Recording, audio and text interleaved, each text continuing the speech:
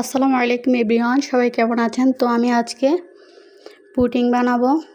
তো প্রথমে আমি হাফ কেজি দুধ নিয়েছি একটা ডিম, চিনি, মিষ্টি যে যেমন খান ওই অনুযায়ী দিবেন।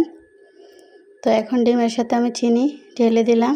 একটা হ্যান্ড উইচের সাহায্যে ভালো করে মিশিয়ে নেব। চিনিটা গলা পর্যন্ত এভাবে নাড়তে থাকবো।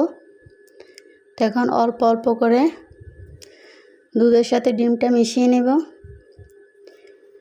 দুধটা জাল করে আমি একটু ঠান্ডা করে নিয়েছি। তো এখন একটা প্যানে চিনি দিয়ে দিয়েছি ক্যারামেলের জন্য।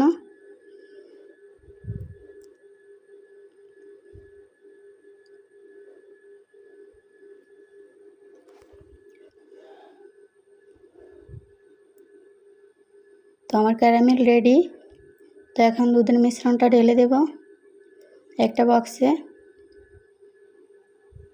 দিয়ে ঢাকনা দিয়ে দেব। একটা প্যানে একটা স্ট্যান্ড বসিয়ে পানি দিয়ে দিয়েছি। তো এখন ওই একটা টিস্যু দিয়ে দিয়েছি উপরে, বক্সটা বসিয়ে দেব। এভাবে 30 মিনিট জাল করে নেব।